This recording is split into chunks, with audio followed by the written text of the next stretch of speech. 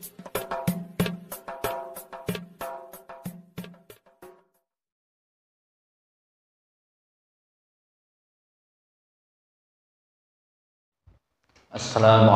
warahmatullahi wabarakatuh.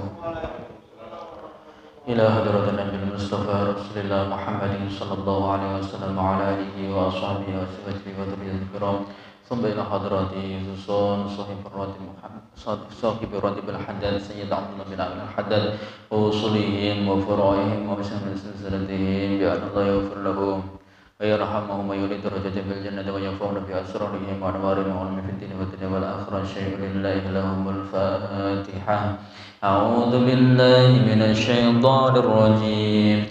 بسم الله الرحمن الرحيم. الحمد لله رب العالمين الرحمن الرحيم مالك يوم الدين إياك نعبد وإياك نستعين اهدنا الصراط المستقيم صراط الذين أنعمت عليهم غير المغضوب عليهم ولا الضالين آمين.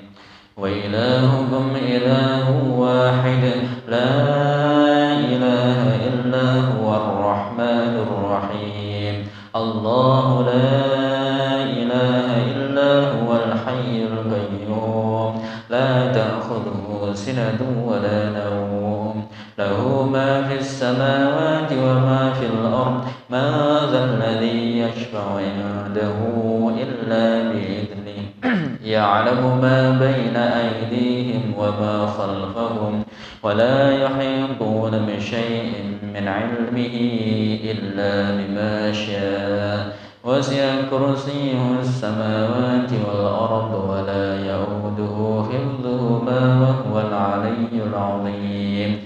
بسم الله الرحمن الرحيم. Saya niat ngaji menghilangkan kebodohan dalam diri saya lillahi ta'ala. Saya niat ngaji menghilangkan kebodohan dalam diri saya lillahi ta'ala. Saya niat ngaji menghilangkan kebodohan dalam diri saya lillahi ta'ala. Bismillahirrahmanirrahim. Alhamdulillah wassalatu wassalamu ala Rasulillah wa ala alihi wa ashabihi wa mawala la hawla wa la quwwata illa billahil aliyyil azim. Allahumma shalli ala sayyidina Muhammad wa ala ali sayyidina Muhammad amma ba'd. Hadirin jamaah rahimakumullah. Bersyukur kepada Allah karena kita sudah memasuki bulan Rajab. Sebentar lagi kita dipertemukan dengan bulan Ramadan. Mudah-mudahan dipanjangkan umur kita oleh Allah Subhanahu wa taala. Amin Allahumma amin. Hadirin rahimakumullah. Setiap malam Sabtu kita bersama-sama berzikir. Dan sebelum meneruskan kajian kitabnya Al-Imam Al-Ghazali, kitab Minhajul Abidin, saya ingin menyampaikan sedikit faedah zikir, manfaat zikir, buah daripada zikir itu apa. Karena buah daripada zikir yang kita lantunkan setiap hari itu banyak sekali, Pak. Biar kita bahagia, senang. Karena di dalam kitab Abwabul Faraj, yaitu pintunya kebahagiaan, pintunya kesenangan. Ini pengarangnya beliau Sayyid Muhammad bin Alawi Al-Maliki Al-Hasani, gurunya guru saya. Baik, hadirin rahimakumullah. Fawaidu zikri, adapun faidah zikir, wasam rotihi, dan buah-buah zikir, artinya manfaat zikir. Yang pertama yaitu adalah anna zikra yatrudu syaitana wa yabqa ma'ahu. Zikir itu, Pak, zikir itu bisa menolak setan. Wa yaqmahu, dan bisa menghancurkan setan. Itu zikir. Makanya kata Sayyid Muhammad, kita harus bahagia. Menjadi umat Rasulullah, ditakdirkan menjadi umat Rasulullah oleh Allah Subhanahu wa ta'ala. Kenapa kok harus bahagia? Ya, Pak. Karena umat-umat zaman dulu itu, Pak, kalau berdosa itu nulis di depan pintunya, saya berdosa, saya melakukan maksiat. Itu harus nulis di depan pintunya. Lah, umat-umat terdahulu sebelum Nabi Muhammad itu kalau bajunya kena najis, Pak, dipotong, dirobek. Kalau enggak gitu dibuang. Itu umat dulu. Caranya mensucikan begitu. Alhamdulillah kita ditakdirkan oleh Allah menjadi umat Nabi Muhammad Sallallahu Alaihi Wasallam. Kalau maksiat yang penting enggak dibeberkan, itu insya Allah aman. Misalkan kita maksiat, kita berbuat dosa, kok kita malah mengumbar, tadi saya bermaksiat, saya gini, ini tambah dosanya tambah, gitu, dosanya tambah gede. Tapi kalau kita maksiat, kita pendam sendiri, kita sembunyikan, terus cepat-cepat berbuat kebaikan dan beristighfar, insya Allah diampuni oleh Allah.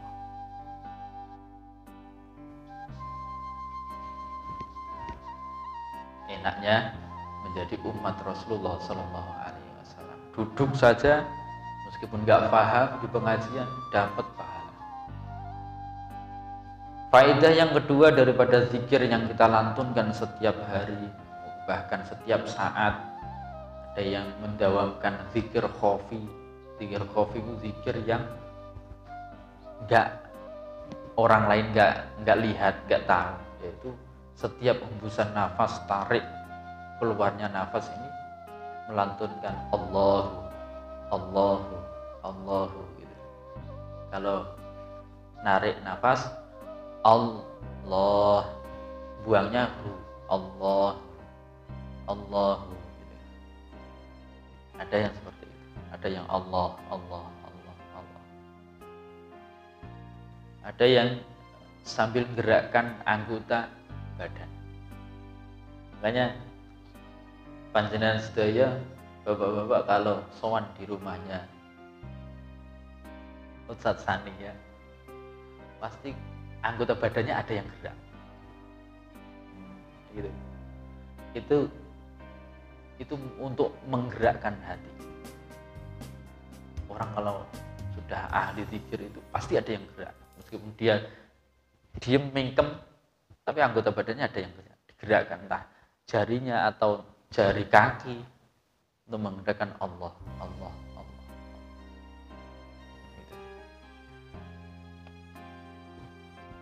Ini kata Sayyid Abdullah bin Al-Haddad, orang zikir itu, zikir khaufi itu manfaatnya luar biasa. Kemudian faedah zikir yang kedua, innahu yardar rahman azza wa jalla, bisa menarik ridhonya Allah Subhanahu wa ta'ala, menjadikan Allah ridho pada kita. Kemudian innahu yazilul hamma wal humma anil qalbi.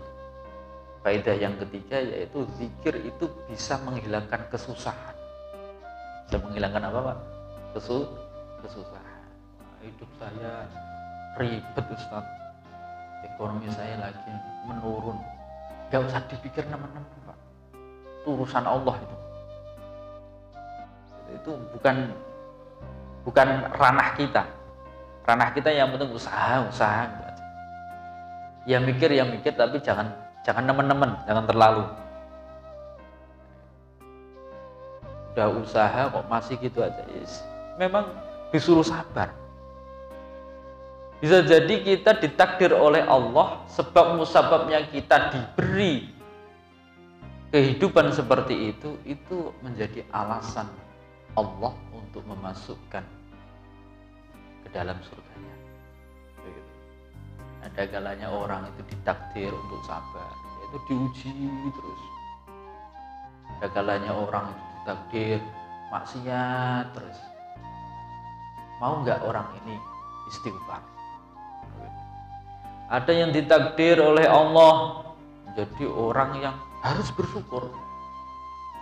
Siapa itu? Orang yang kaya harus bersyukur dan harus dermawan, harus mau memberi. Karena orang yang mudah memberi ini tanda-tandanya orang ini punya keyakinan kepada Allah Subhanahu wa taala. Artinya orang ini imannya sudah sempurna. Bisa dikatakan sempurna itu orang kalau ahli sedekah. Innahu yazilu atau yuzilul hamma wal ghumma 'anil qalbi. Zikir itu bisa menghilangkan kesusahan, bisa menghilangkan kesedihan yang ada di dalam hati kita. Kalau kita sedang susah, baca Quran, baca zikir la ilaha illallah. Kalau perlu, Bapak buka kitab hadis itu yang dikaji oleh Ustadz Sani itu, hadis Tanqihul Qaul sama Lubabul Hadis itu lihat Pak, fadilah di situ, keutamaan zikir, keutamaan sholat sunnah dan lain sebagainya. Nanti akan bisa membuat senang. Itu termasuk ngaji, termasuk belajar. Bapak baca seperti itu kok menambah senang, menambah bahagia, kemudian menjadi semangat ibadah. Oh, ini sebuah ilmu. Ini adalah sesaat yang diberi pahala oleh Allah jauh lebih besar daripada melakukan sholat sunnah. Kalau pengen susahnya hilang, sedihnya hilang, zikir. Innahu yajlibu lil qalbi al farah wasurur. Zikir itu bisa menjadikan hati kita menjadi gembira, menjadi bahagia. Itu zikir. Selama ini saya zikir kok masih susah aja, berarti belum diresapi. Coba cari artinya. Apa yang kita sering ucapkan itu artinya cari. Karena hasbunallah wa ni'mal wakil, hasbiallah wa ni'mal wakil. Itu apa artinya? Subhanallah, subhanallah, subhanallah. Apa artinya? Cari. Nanti resapi pelan-pelan, zikirnya pelan-pelan. Astagfirullahaladzim. Kalau guru saya mengatakan astagfirullahaladzim, maafkan saya ya Allah, maafkan saya ya Allah. Langsung ingatnya dosa-dosa, kesalahan-kesalahan kita yang lalu. Maafkan kesalahan saya ya Allah. Astagfirullahaladzim, lisannya mengucapkan istighfar, hatinya memaknai. Itu bisa menambah bahagia di dalam hati, kegembiraan. Innahu yuqawwil qalba wal badan. Kalau pengen hatinya kuat, badannya kuat, zikir. Ini manfaat atau faedah yang kelima, yaitu menguatkan hati dan badan. Kalau Bapak pengen sehat, banyakin zikir. Saya zikir kok masih sakit, masih kena COVID. Tapi kan batinnya kuat. Oh gitu. Batinnya kuat. Jadi penyakit yang didohir di badan nggak nyampe nyerang ke batin. Meskipun diberi sakit flu misalkan, nggak nyampe hatinya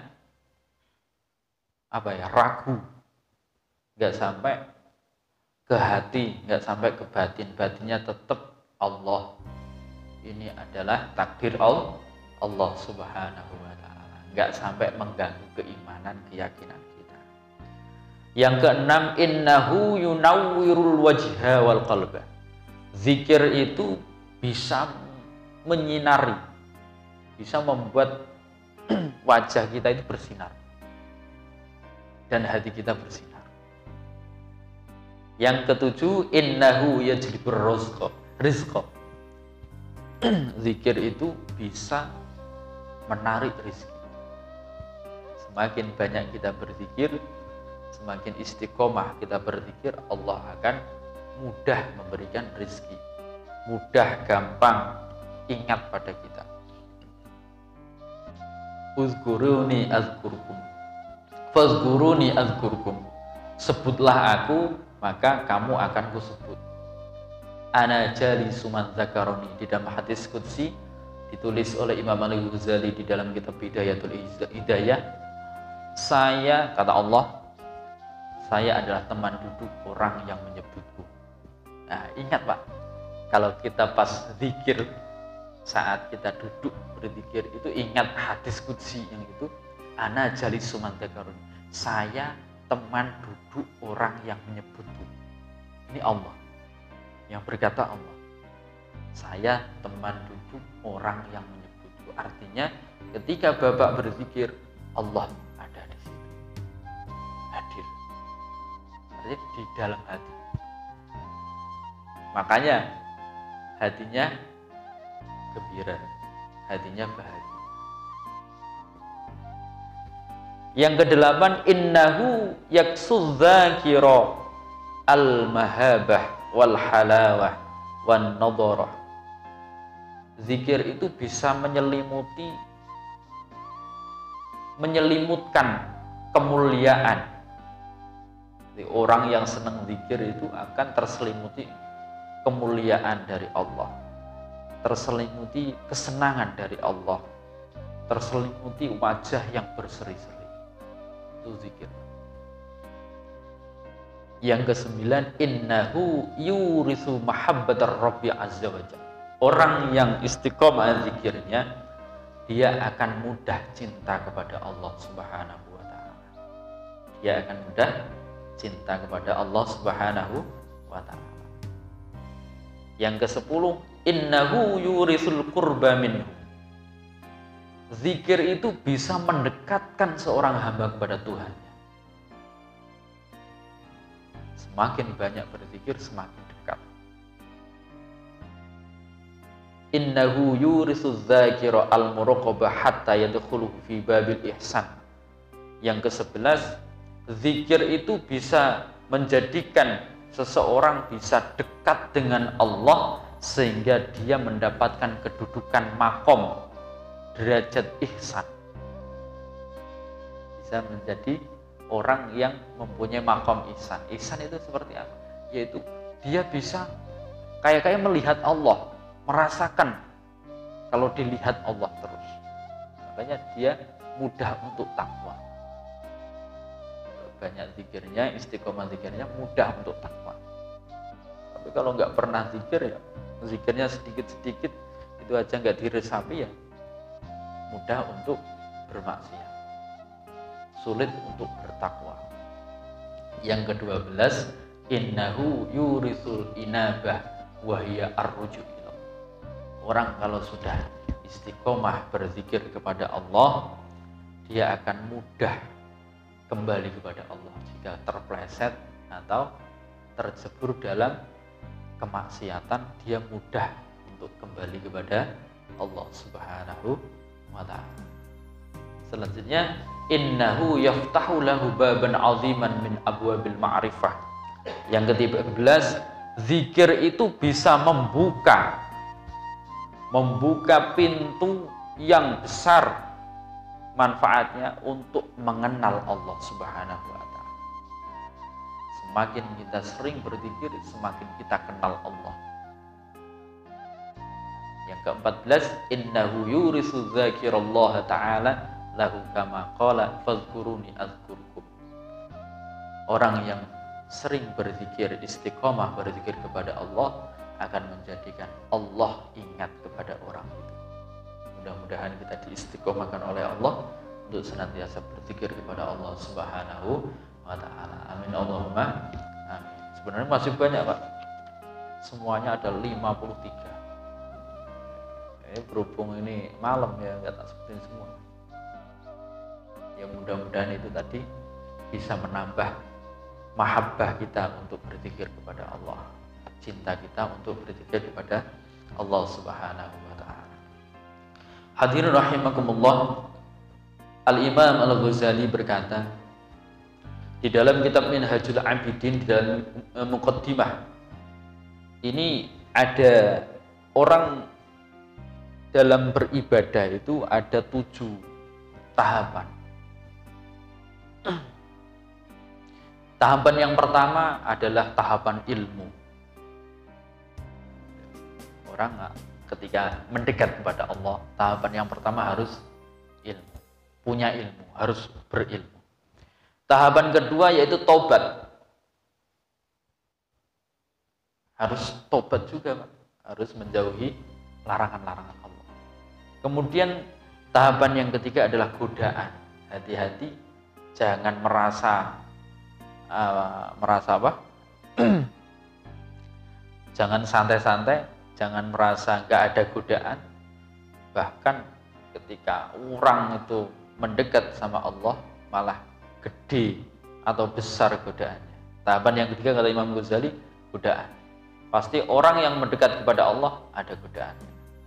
Makanya pertemuan sebelumnya dikatakan godaannya yaitu ad-dunya, itu dunia, kemudian makhluk, mudah untuk bergaul kepada orang lain, orang-orang banyak. Kemudian godaannya yaitu syaitan, godaannya nafsu. Kemudian yang keempat, tahapan yang keempat yaitu rintangan. Dalam kita beribadah itu pasti ada rintangan. Rintangannya apa? Kata Imam Ghazali yaitu yang pertama adalah rezeki. Pasti ada rintangan yang namanya rezeki. Ketika sholat, hatinya mikirin pekerjaan. Manusiawi. Kemudian al-ikhtaru min kulli syai'in yakhafuhu aw yarjuhu. Rintangannya yang kedua kata Imam Ghazali yaitu ada kekhawatiran, nanti ibadah saya diterima apa enggak ya? Ibadah saya sah apa enggak ya? Begitu. Itu rintangan. Ada syak, ada keraguan. Yang ketiga syada'id wal masaib. Pasti diberi cobaan, yaitu musibah-musibah. Diberi sakit, diberi apa?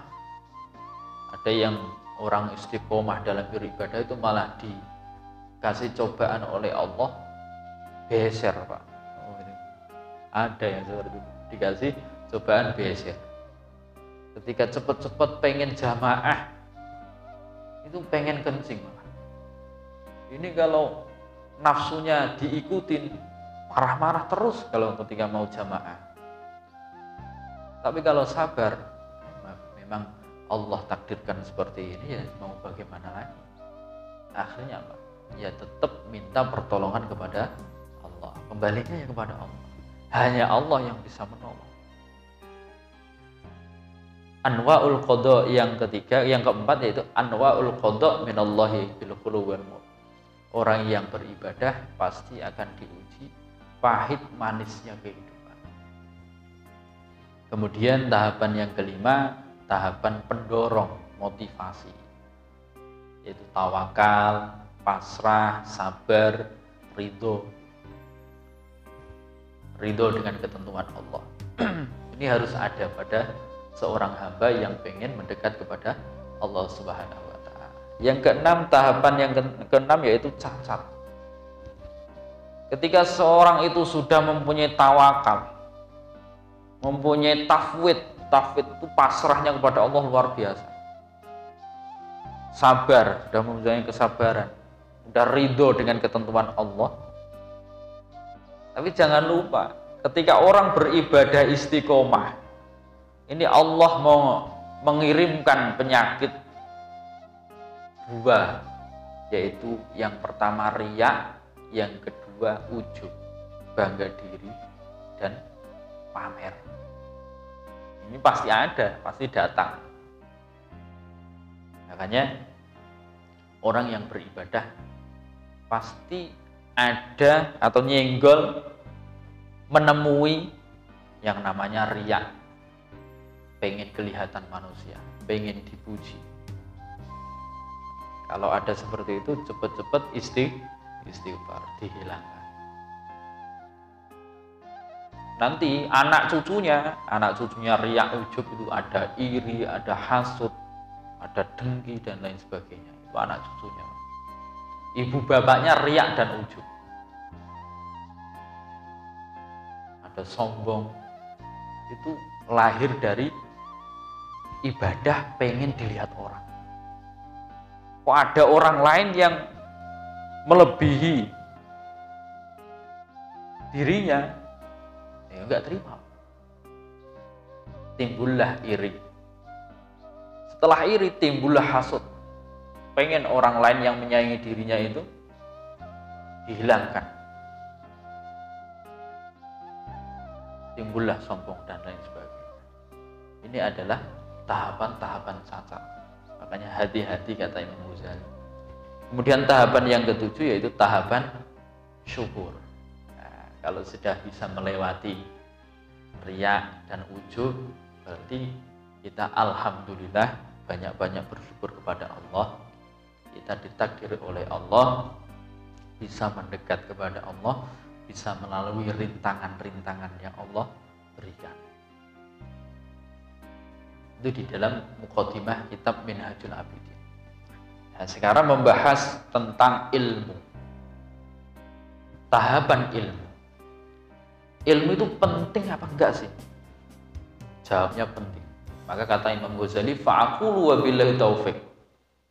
Nah, pengarang kitab ulama-ulama dulu itu ketika mau mengucapkan perkataan atau menulis tulisan itu pasti diawali dengan doa, dengan mengharap pertolongan Allah. Saya nulis, saya mengucapkan, ya talibal khalas, wahai orang yang mencari keselamatan di dunia dan di akhirat, wal ibadah, yang pengen ibadah kepada Allah Subhanahu wa taala, alaika awalan, yang pertama kali hendaklah kamu lakukan atau wajib bagi kamu yang pertama kali, yang mana Imam Ghazali mendoakan lagi, waffaqallahu bil ilmi, mudah-mudahan Allah memberikan taufik kepadamu dengan ilmu yang bermanfaat.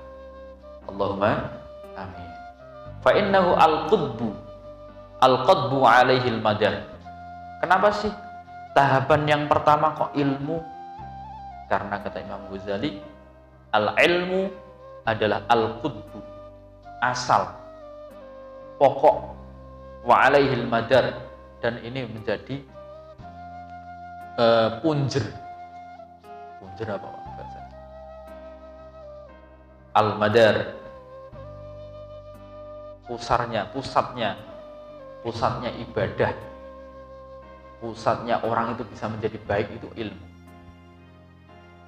Wa'lam annal ilma wal ibadah jauharani li ajlihi ma kana kullu ma tara wa tasma'u min tasnifil musannifin wa ta'limil muallimina wa wa'zil wa'idin wa nadhiri an-nadhirin bal li ajlihi ma unzilatil kutub wa ursilatir rusul. Ketahuilah bahwa ilmu dan ibadah itu adalah dua mutiara yang sangat agung, yang tidak bisa dipisahkan. Jadi ilmu dan ibadah nggak bisa dipisahkan. Ketika ilmu dipisahkan dengan ibadah, yaitu orang punya ilmu tapi nggak diamalkan, ini terpisah. Ini seperti debu yang diangkat kemudian di apa? Bahasa saya diciblokkan di apa?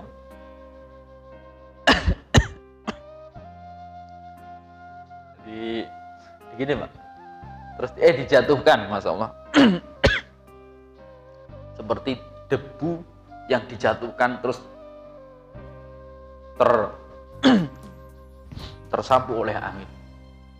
Itu al-ilmu dengan tanpa amal, ilmu yang tidak diamalkan. Nah, ibadah, kalau ibadah saja nggak berilmu, ini ditolak. Maka kata Imam Ghazali, karena ilmu dan ibadah inilah apa yang kita lihat, apa yang kita dengar, ini adalah gara-gara ilmu. Dunia seisinya ini diciptakan karena ilmu dan ibadah. Karena manusia pengen biar Allah itu memberikan ilmu pada manusia dan supaya manusia ini beribadah kepada Allah. Bahkan wa ursilatir rusul, diutusnya Rasul, diutusnya Nabi Muhammad dan Rasul-Rasul sebelumnya, ini punjernya, intinya adalah ilmu dan ibadah. Bali ajlihima khuliqatis samawati wal ardh. Terciptanya langit bumi ini juga karena ilmu dan ibadah. Maka kata Imam Ghazali, maka marilah kita berpikir pada ayat Allah Subhanahu wa taala, yaitu a'udzubillahi minasyaitonir rajim. Allahul ladzi khalaqa sab'a samawati wa minal ardi mithlahunna yatanazzalul amru bainahunna lita'lamu annallaha ala kulli syai'in qadir wa annallaha qad ahata bikulli syai'in ilma. Allah Subhanahu wa taala adalah zat yang menciptakan 7 lapis langit sekaligus bumi 7 lapis juga, mislahunna yatanazzalul amru bainahunna, yang meletakkan urusan-urusan di antara langit bumi. Semua itu adalah Allah yang membuat. Nah, ciptaan Allah berupa langit dan bumi dan isinya ini, kata Allah, lita'lamu, supaya kalian itu tahu. Nah, ilmu itu adalah tahu, pengetahuan. Supaya kita sebagai manusia itu tahu, mengerti, faham bahwa annallaha ala kulli syai'in qadir. Yang menciptakan ini adalah Allah. Dan Allah Subhanahu wa taala adalah mampu atas segala-galanya. Jadi apa yang kita lihat ini adalah tampilan dari Allah. Kita disuruh, ini loh ciptaan Allah. Allah itu bisa segala-galanya. Wa annallaha qad ahata bikulli syai'in ilma. Dan sesungguhnya Allah Subhanahu wa taala itu telah meliputi, melihat apapun dengan ilmunya. Apa yang ada di benak hati kita, meskipun orang lain nggak tahu, Allah tahu. Apa yang jadi niat kita, Allah tahu semua. Maka ada hadis yang artinya kurang lebihnya, Allah itu tidak melihat badanmu, tidak melihat jasadmu, tidak melihat bentukmu, tapi melihat hati. Innamal a'malu binniyat. Amal itu tergantung niat.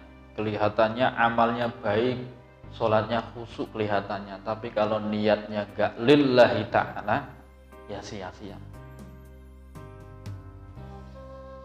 Maka kembalinya pada harus berilmu.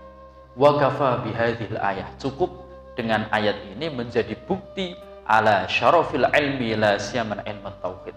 Kata Imam Ghazali, cukup satu ayat ini menjadi tanda atau bukti bahwa ilmu itu adalah mulia, lebih-lebih ilmu tauhid. Yang kedua tentang masalah ibadah.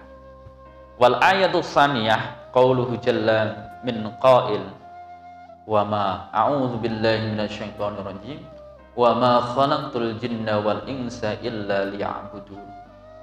Wa ma khalaqtu, dan kami tidak menciptakan al jinna jin wal insa dan manusia illa liya'budun.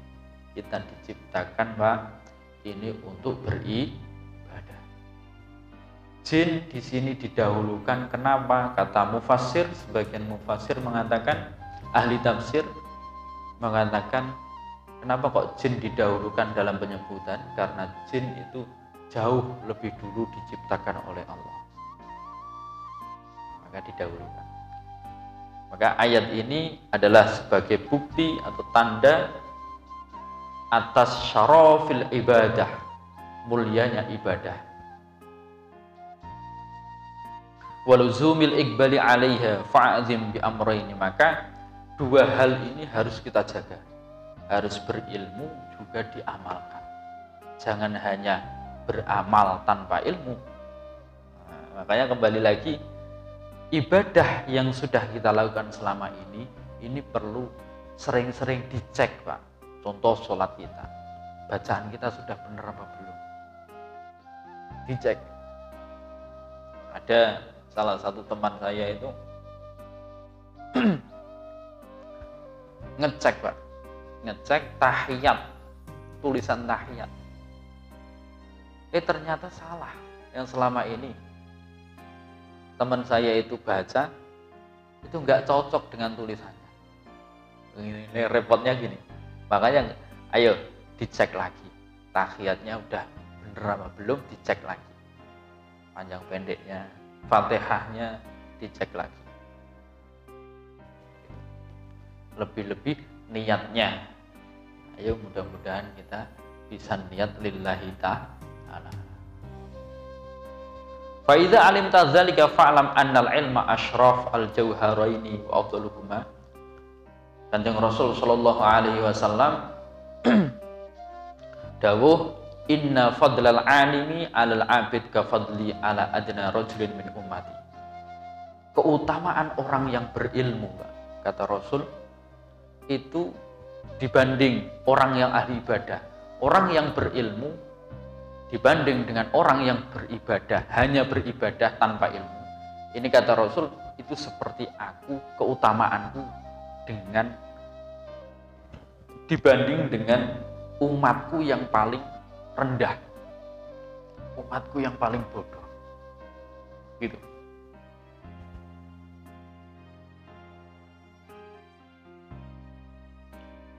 Artinya di sini adalah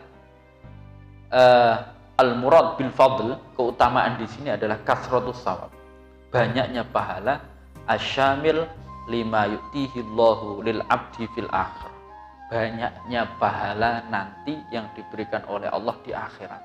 Min darajatil jannah, di derajat surga dan keenakan surga, makanan-makanan surga, minuman surga itu lebih enak orang yang berilmu dan beramal. Tidak hanya berilmu saja dan juga tidak hanya beribadah saja. Ini nanti kalau orang hanya beribadah saja kalah nanti di akhirat.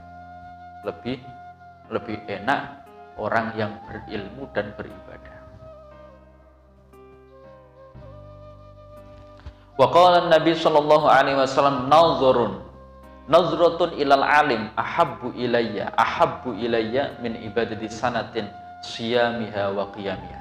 Kata Rasulullah sallallahu alaihi wasallam, nazratun, melihat, memandang dengan pandangan senang, dengan pandangan kasih sayang, ilal alimi, kepada orang yang berilmu, artinya kepada orang berilmu, ai ila wajihi, pada wajahnya orang yang berilmu, itu kata Rasul, ahabbu ilayya, itu lebih saya cintai, lebih saya senangi, min ibadati sanatin, daripada ibadah setahun, yang mana siangnya puasa, malamnya qiyamul lail. Itu saja masih disenangi oleh Rasulullah, yang orang yang senang sama ulama. Faqihun mutawari'un asyaddu 'ala syaiton min alfi 'abidin mujtahidin jahilin wara'in. Orang yang ahli fikih, orang yang tahu bagaimana caranya sholat, bagaimana caranya zakat, bagaimana caranya haji, bagaimana caranya wudhu yang benar, itu sulit bagi setan untuk menggodanya daripada 1000 ahli ibadah yang tidak punya ilmu, yang ikut-ikutan saja, yang wudhunya hanya asal-asalan saja, membasuh tangan gak sampai ke atas siku, malah di bawah siku. Ini harus tahu. Ini tentang ilmu. Wa qala Nabi sallallahu alaihi wasallam, ala adullukum ala asyrafi ahli jannah. Sahabat ditanya oleh Rasulullah, wahai sahabatku, apakah kau pengen tak kasih tahu orang yang paling mulia nanti di surga? Kata sahabat, iya ya Rasulullah. Baik, siapa itu? Kata Rasul, hum ulama ummati, yaitu orang yang berilmu. Jadi ulamanya umat Rasulullah sallallahu alaihi wasallam. Maka jangan jauh-jauh dari ulama. Senang ulama. Jangan ikut-ikutan benci sama ulama, ikut-ikutan di Facebook, ikut-ikutan di HP membenci ulama. Jangan. Karena ketika orang itu sudah jauh dari ulama, membenci ulama, akan diuji oleh Allah Subhanahu wa ta'ala. Gak berkah hidupnya. Gak berkah hidupnya. Akan diberi pemimpin yang zalim. Kalau orang sudah benci pada ulama.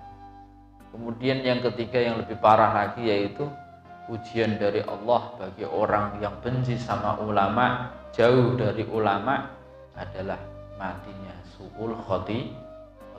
Na'udzubillahi min dzalik.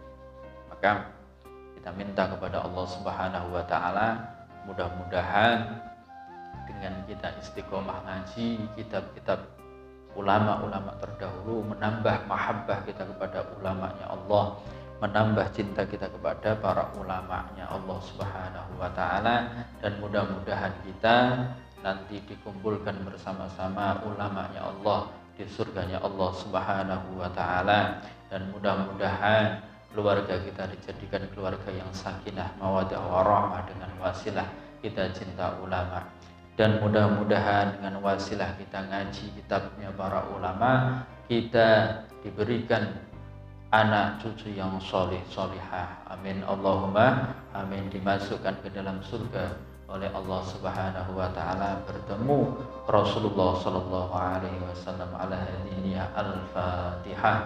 A'udzu billahi minasyaitonir rajim. Bismillahirrahmanirrahim. Alhamdulillahi rabbil alamin, arrahmanir rahim, maliki yaumiddin. Iyyaka na'budu wa iyyaka nasta'in.